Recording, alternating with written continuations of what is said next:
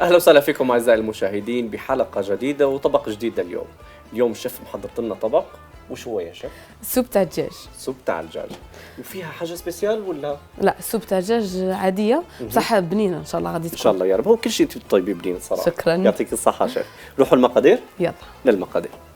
المكونات راهي واجدة. قولينا المكونات شيف. المكونات هي ما يجيش فيها بزاف صوالح، يجي فيها البصل، يجي فيها الدجاج اللي هو أساس الوصفة، يجي فيها مكعب مرق الدجاج وشوية ملح، وعندنا ملح وشوية سكنجبير وشويه حرور، وعندنا المعدنوس وعندنا الثوم، وهنا عندنا الماء باش نمرقوا الاخر تاعنا. كاين اللي يبغي يزيد البطاطا باش يتقلها، بصح من الاحسن تكون بالدجاج باش تجي هذيك الطعم تاعها. اوكي. دروك احمد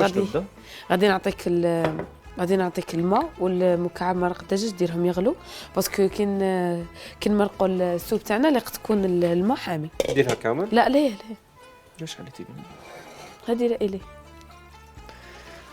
كامل ديرها كاع.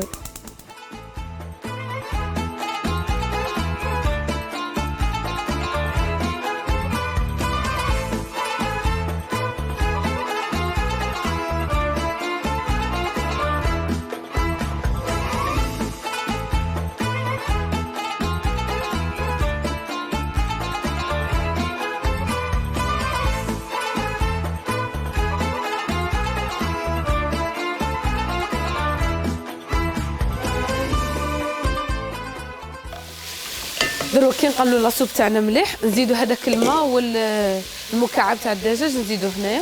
تفضل كب لنا احمد الماء.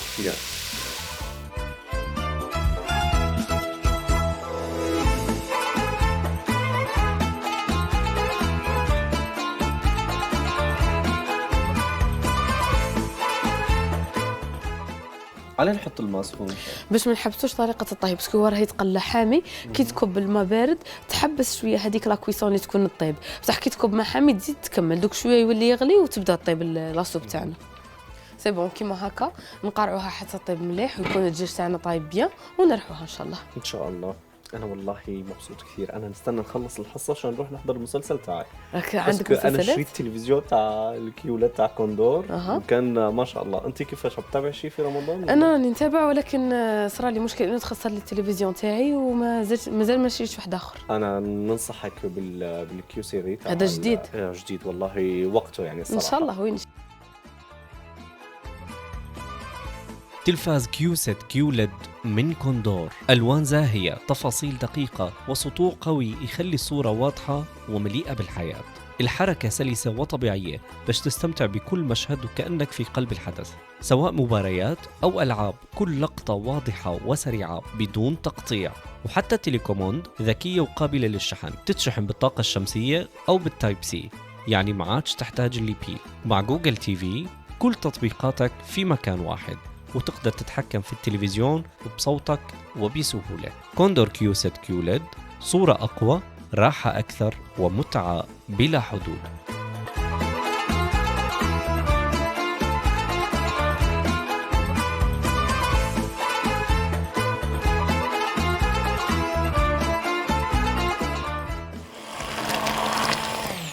وبعد ما نرحوا لاصوب تاعنا مليح، تبغوا كيما قلت لكم تزيدوا لها الكريم فريش تقدوا لها، وان شاء الله نذوقوها ونتلاقاو في طاوله التقديم ان شاء الله.